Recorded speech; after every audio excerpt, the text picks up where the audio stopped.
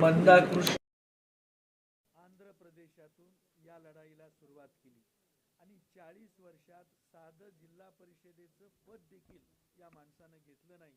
40 वर्ष संघर्ष केला आणि आंध्र प्रदेशामध्ये ही चळवळ यशस्वी करून दाखवली. आज त्या ठिकाणी माला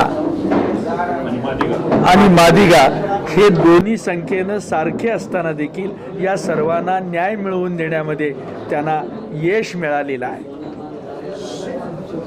सर, एकंदरीत एवढा विलंब होतोय, अनेकदा आंदोलनं झाली, अनेकदा निवेदनं देण्यात आली, तरी अजून काही तोडगा निघत नाही. अनेक लोक अपेक्षित आहेत, आश लावून बसलेले. एकंदरीत काय सांगाल?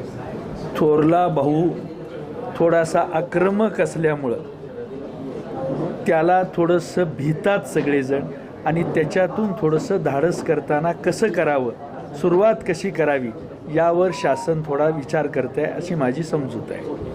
हा लढा कधीपासून चालू आहे मला माहिती आहे. आतापर्यंत किती पाऊल उचललं नाही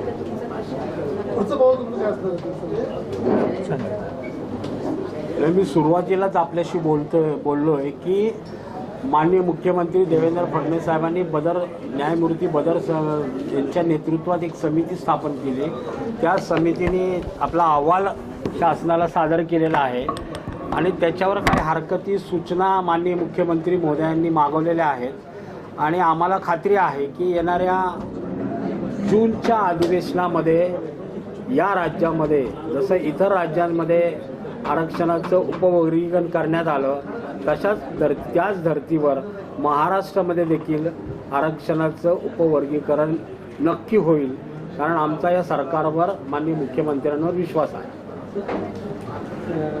मागणी आहे की आरक्षण जे आहे आमचं एकूण घटनेने आम्हाला जे दिलं, बाबासाहेब आंबेडकरांनी देशाला घटना दिली, त्या घटनेमध्ये जे मागासवर्गीयांना आरक्षण आहे शेड्यूल कास्ट म्हणून, त्याच्यामध्ये 59 जाती आहेत छोट्या मोठ्या म्हणून, या सर्वांना त्याचा लाभ मिळावा, या सर्व जातींना लाभ मिळावा म्हणूनच आमचं हे आंदोलन आहे आणि आमच्या या आंदोलन